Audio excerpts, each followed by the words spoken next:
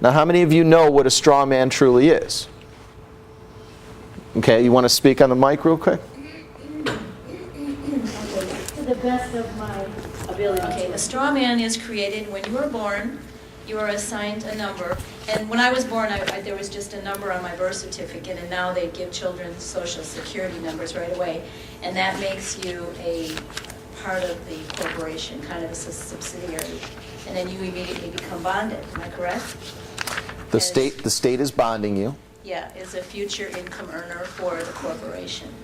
So that's kind of what a straw man is. Is that fair enough? It's very clear. So who owns the straw man?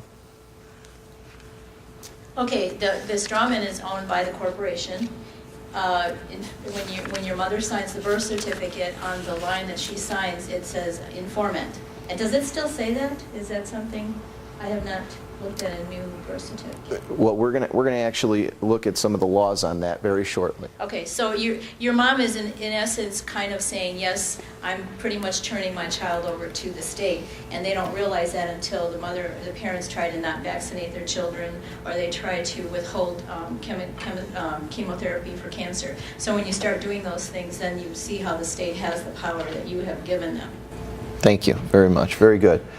So what we're looking at is several different definitions of what a straw man is. And I'm going to read from the Black's Law Dictionary. Now, the Black's is something where the public at large is familiar with, but it is not a very good resource in terms of getting a true definition of common law. The Bouvier is a better source if you're looking for common law during the at-large days when we used to use the actual statutes at large and common law in the courts. So right now, this is what a straminius homo is. That's what they call it, a straminius homo.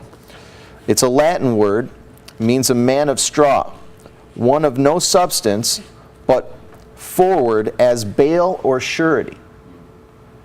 Now, what is bail or surety?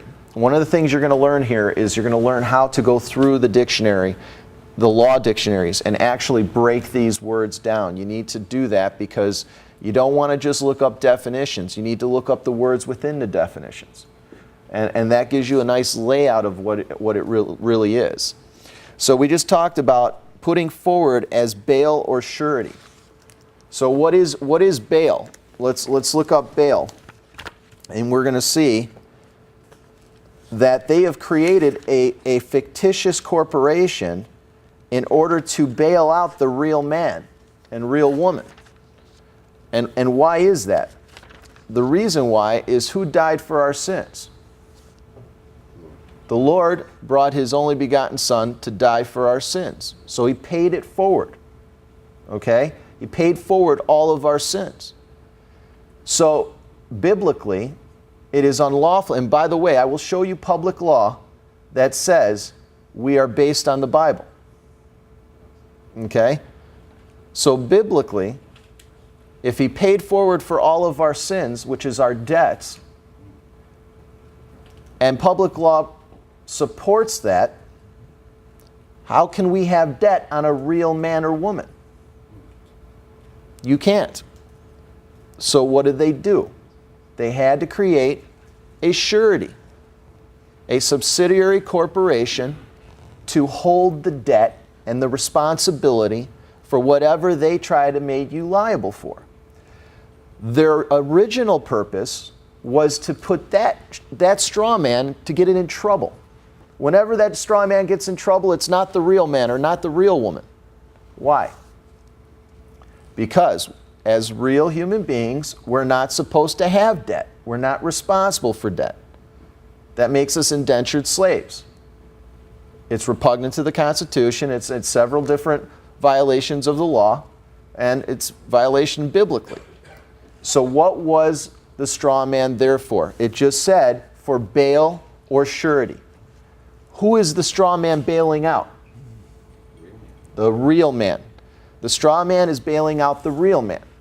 So are we supposed to go to debtor's jail whenever we get in trouble? No, because it wasn't us that got in trouble. It was the straw man.